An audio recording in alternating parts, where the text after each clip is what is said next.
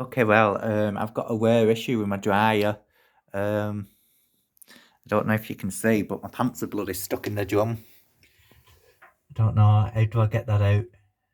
Oh, it's jammed completely, even when I'm pulling it, like that. It's not coming out. I don't know what's happened in here. It's got stuck in the perforations in the drum. I can't get it out.